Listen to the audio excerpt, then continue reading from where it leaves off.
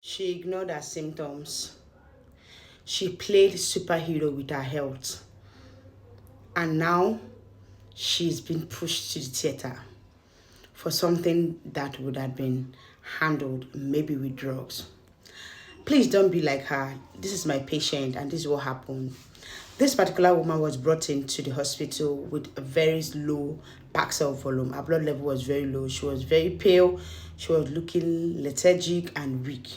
So we even had to transfuse her 1 pound of blood before we started listening to her story, because we need to get medical history from her.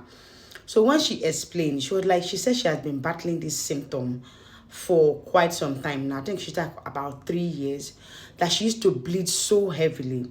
And this bleeding is so severe that she used to use cotton wool. She will mold cotton wool, insert it in, and then she will either put pad or she will use baby diaper. And then that she used to change the pads most times. Most times she will use wrapper. She will tie wrapper before she will now, move around, because she with the fear of it staining her clothes.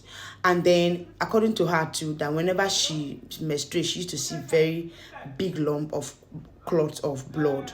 But what she does is that she will just use tissue paper, take out the clots, that's that heavy thick blood. You know that kind of thick blood that if you're miscarrying, you see that kind of blood. She will take pad, tissue paper, remove it, and then flush it. She will now change her pad, and she was moving on with her life.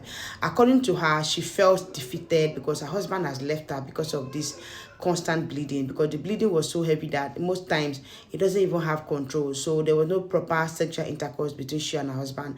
So according to her, the husband has already left her and he has gone to be with his girlfriend. I don't know whether he's married or something, but I didn't really get that clearly. But the thing is that the husband has left her, and then she was just living her life that, it has become worse for her. So she wasn't talking to anybody about it. She wasn't thinking that, she wasn't even browsing anything about it. She was just living. Whenever it's time for that period, she will get her cotton wool ready. She will get her pampers ready. She will get her what they call it, pad ready.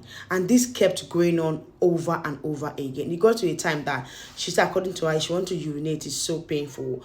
And then what really made her come to the hospital, in fact, it was one of her niece that even brought her to the hospital. That particular day, she slumped because of weakness. The woman has bled so much. So when she came, we had to do the PCV so that it was very low. That it was about 7.5 grams per day. That's low. So we had to transfuse 1 unit of blood. And then after much examination, we took her to the radiographers or the radiology lab, and then we did